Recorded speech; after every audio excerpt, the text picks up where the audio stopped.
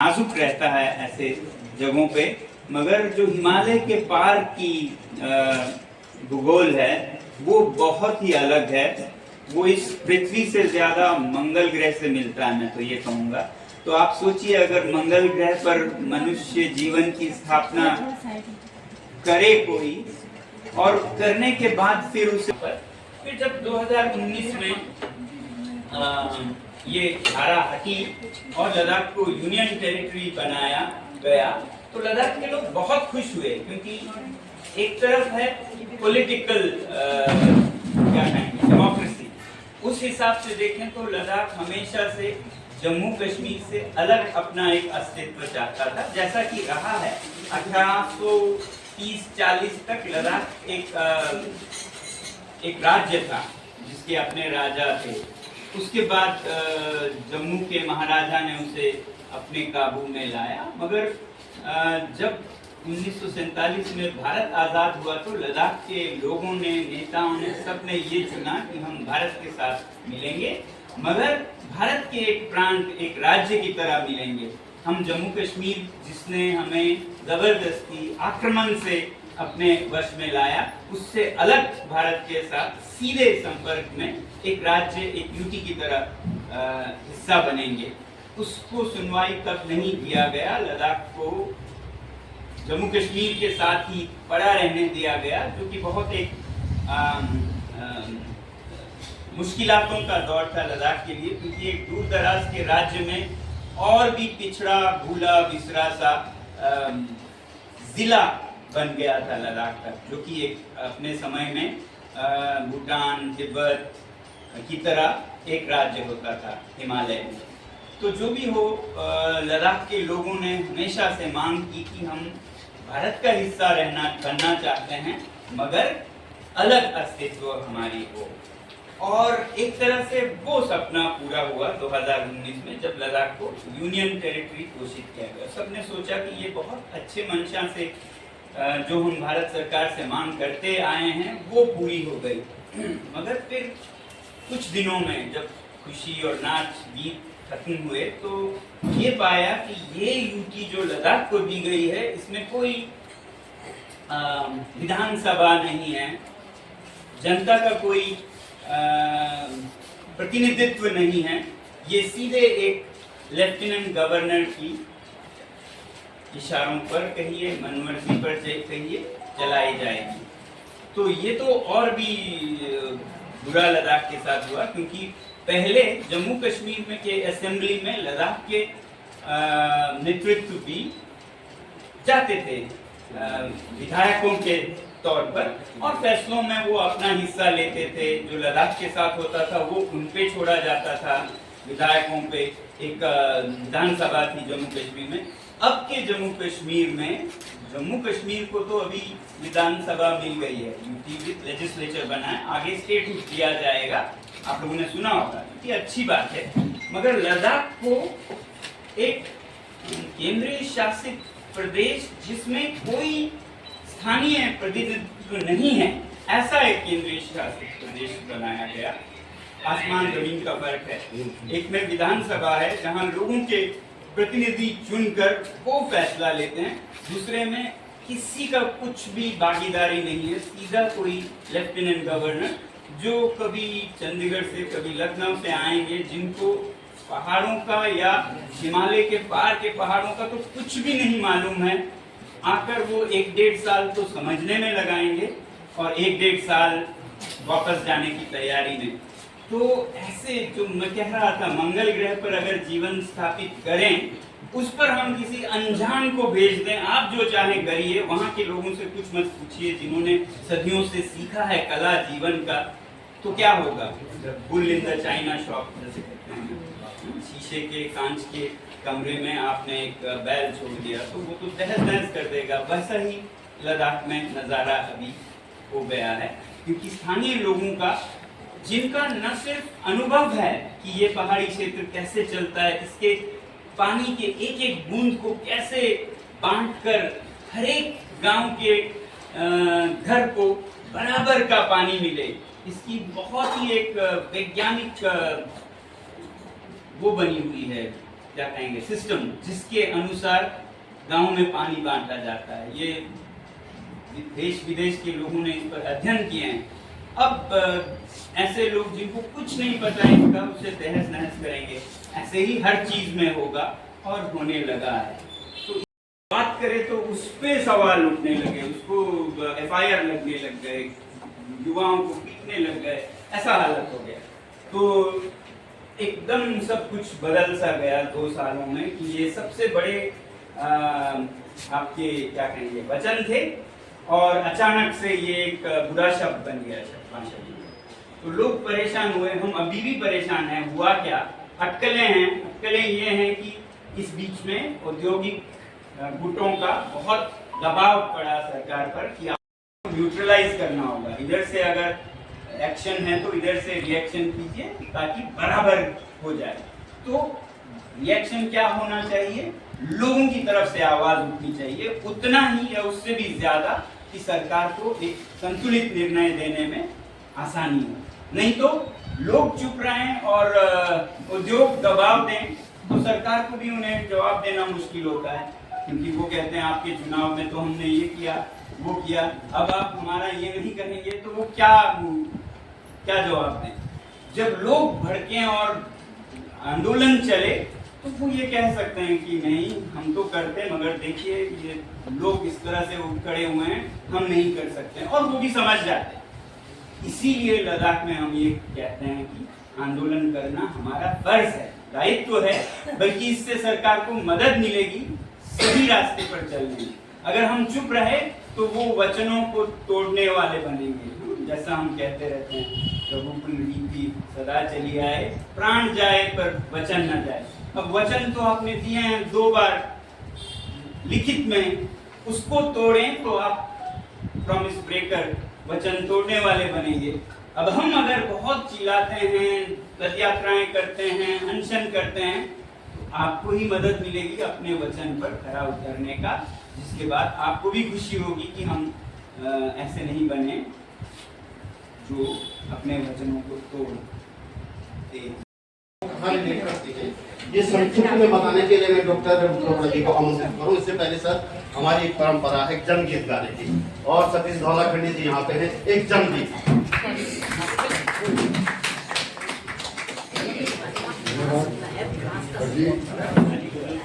सबसे पहले तो मैं सोनम जी का इंसानियत मंच और तमाम संगठनों की ओर से अपने राज्य उत्तराखंड में स्वागत करता हूँ। और आपके आने से हमारे आंदोलन को एक समझ मिली, एक ताकत मिली, और एक ऊर्जा के साथ हम पुनः संभव के होंगे। एक गीत से मैं यहाँ पे आपका स्वागत कर रहा हूँ।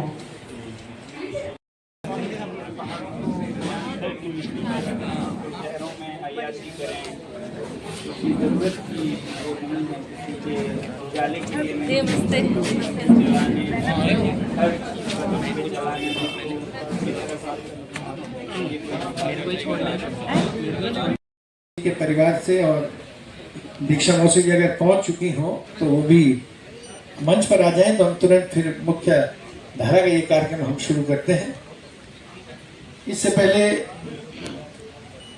जिस बात की मैं कर रहा था कि हमारी एक नई पीढ़ी और हमसे आगे 2 पीढ़ियों का जो इस समय संगम है, तो नई पीढ़ी तो सोनम वांगचुक जी को देखती है 3 इडियट्स फिल्म के जरिए, समझने की कोशिश करती है, लेकिन सुंदरलाल बोगना जी के सानिध्य में जिन लोगों ने काम किया वो उन्हें एक सामाजिक आंदोलन का प्रेरक व्यक्तित्व समझती है इस देश के लिए।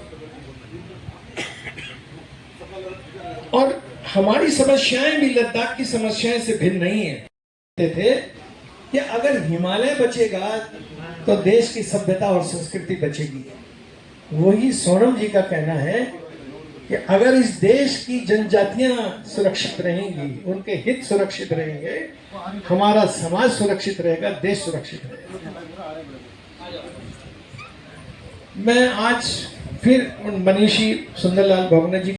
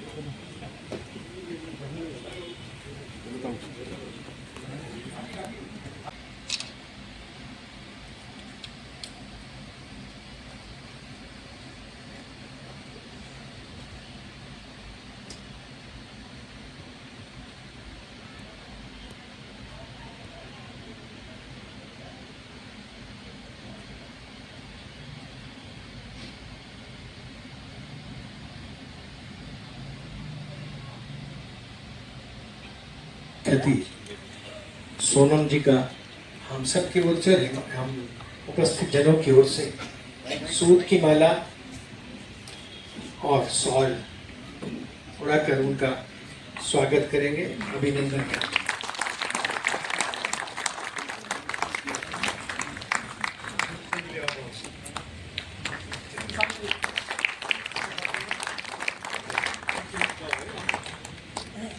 जैसे सभागार में उपस्थित मेरे संघर्षशील साथियों, मंच में हमारे बीच में सोनम वांगचुक जी हैं। मैं फिर से उनका एक बार फिर से आभार व्यक्त करती हूँ कि आप हमारे बीच में यहाँ पे आए, और अभी थोड़ी देर में हम सब उनको सुनेंगे भी। मुझे संक्षिप्त में कहा गया है कि मैं विमला जी के बारे में बताऊं। साथियों, विमला जी आज हमारे बीच में नहीं हैं, ये हम सभी जानते हैं, लेकिन विशेषकर मैं महिलाओं के लिए इस बात को कहना चाहूंगी कि वो जिस तरह की उनकी सोच थी, शांत प्रकृति की महिला थी, संघर्ष, और वो उन तमाम संघर्षशील महिलाओं की प्रेरणा थी और आज भी है।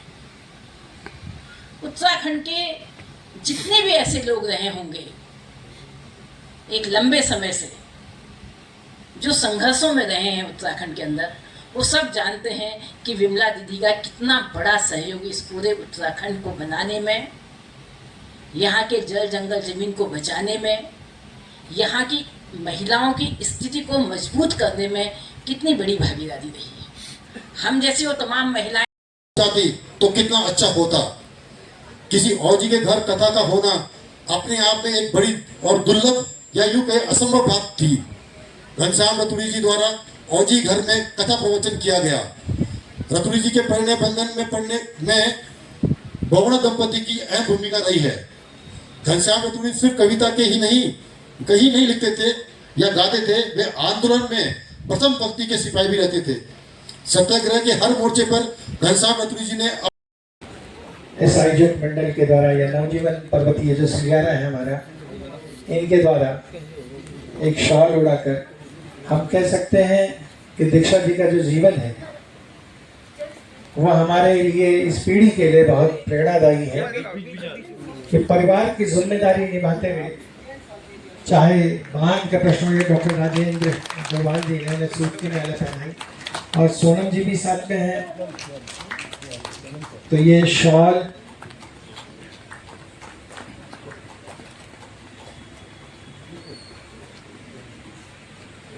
मैंने पहले भी कहा कि हम सोनम जी को कहीं लद्दाख से मानते ही नहीं लगता, हम लगता है कि वो अपने बीच के, अपने जन संघर्षों के वो व्यक्ति हैं, और उनके साथ दीक्षा जी का खड़ा होना इस बात की गवाही है कि आने वाले दिनों में इस आंदोलन को, हिमालय बचाने की जो लड़ाई है, इस मनुष्यता को बचाने की जो लड़ाई है, उसमें हम लोग निश्चित रूप से एक निर्णायक मंजिल पर पहुंचने का प्रयास करेंगे।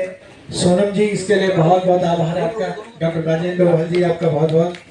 और सबसे बढ़कर इस क्षेत्र में जो समरसता के लिए उनके प्रयास थे, तो ये सूत की माला, ये उस सर्वोदयी विचारधारा के प्रतीक, शांति का प्रतीक। और जब विनोमा जी और जयप्रकाश जी 1965 में इस क्षेत्र में आए थे, तो चंडी प्रसाद भट्ट जी और सुंदरलाल बहुगुणा जी ने इस भूदान आंदोलन को जन जन तक पहुंचाने का जो काम किया, और सौभाग्य है हम कि सोनम वांगचुक इस कार्यक्रम में हमारे गवाह बने आज, और हम ये उम्मीद भी करते हैं कि आने वाले दिनों में वो हमारे हिमालय की आवाज को और सशक्त करेंगे।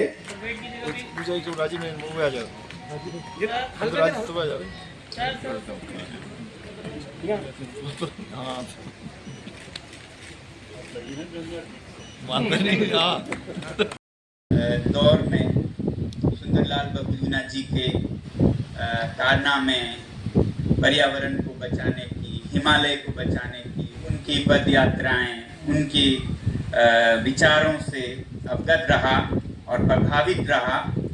फिर आगे चलकर जब लद्दाख में मैं काम करने लगा तो वहाँ कई बार परम पावन दलाई लामा जी से मिलना हुआ, या उनके जो भाषण हैं जब भी मैं देखता, बहुत सारे भाषणों में एक समानता होती, वो कहीं ना कहीं भारत के बारे में बात करते हुए my good friend Sunderlal Bahuguna ji का चर्चा करते। तो इससे एक लद्दाखी जो बहुत श्रद्धा रखता है दलाई लामा जी में, तो एहसास हुआ कि जिन व्यक्ति को वो इतने आदर से याद करते हैं वो कितने महान होंगे। और फिर आगे चलता हुआ जब और अनेक काम लद्दाख के पहाड़ों में करता हुआ, पहले शिक्षा में, फिर पर्यावरण में, फिर लद्दाख को बचाने में, और लद्दाख ही नहीं, रास्ते रास्ते दिखाते गए कि लद्दाख ही नहीं, पूरे हिमालय में बहुत दुश्वारियां हैं, कठिनाइयां हैं, चुनौतियां हैं, तो पूरे हिमालय को भी बचाने की आवश्यकता है। तो और मन में आदर जगा उनके कामों का जो इस कर्मभूमि में वो किया करते थे। और सिर्फ यही नहीं, उसकी चर्चा, उसकी प्रेरणा पूरे देश में और पूरे दुनिया तक फैली रही।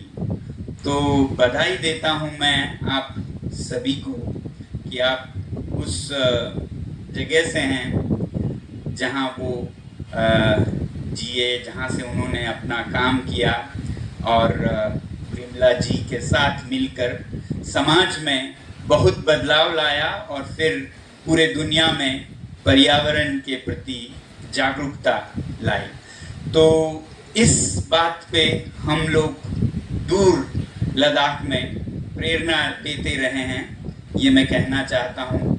जितना उनके बारे में समझने की कोशिश करता हूँ और चकित रह जाता हूँ कि उस समय में वो कैसे संघर्ष किया करते थे, खासकर पर्यावरण को, और उसमें भी पेड़ों को बचाने में, जिसके लिए विश्व में प्रसिद्ध है आपका ये क्षेत्र चिपको आंदोलन के लिए। मैं कई उनके लेख और उनके इंटरव्यूज़ को देखता रहा हूँ, और बहुत प्रभावित हुआ जब मैंने ये एक बार कहीं देखा कि वो कहते हैं कि हिमालय के जो जंगल हैं, जो पेड़ हैं, वो किसी को नुकसान नहीं करते, दुनिया को और ताजगी देती है, चाहे वो हवा की ताजगी हो। उन्होंने शिव से तुलना करते हुए ये जो हिमालय हैं, जिसे शिव का आवास कहा जाता है, तो वो दुनिया के सारे अशुद्धि या जो विष है, जिसे आज अगर कहें तो वो कार्बन डाइऑक्साइड है, दुनिया का विष, वो खुद पी लेता है और वापस ऑक्सीजन देता है, जो कि जीवन है। तो ऐसा अगर हम देखें तो ये हिमालय के पर्वत ही शिव जी हैं, जो नीलकंठ कहलाते हैं, विष खुद लेते हैं और वापस आपको जीवन देते। तो सही रास्ते पे रखने के लिए कभी कभी आपको सख्त कदम भी लेना होता है। वैसा ही हम जब दलों के नाम पे, ये तो हमारा दल है, हम इसको जो भी करना चाहें करने देंगे कहते हैं, तो आप उन नेताओं को, उस दल को, उसके पतन में मदद करते हैं। समझ रहे हैं तो आप ऐसा कोई भक्ति नहीं कर रहे हैं कि आप उनकी गलत कामों को खामोश रहकर या फिर उसको ताली बजाकर या उसकी सफाई देकर लोगों में उनको गलत कामों में लगाए रहे और आगे आज नहीं तो कल वो पतन पे आए। तो मैं ये कहना चाहता हूं पूरे देशवासियों से, अगर आप किसी के प्रति वफा रखते हैं तो सच्ची वफा रखिए। जहां गलत को आप गलत कह सकें वही सबसे अच्छे शुभचिंतक होते हैं। शुभचिंतक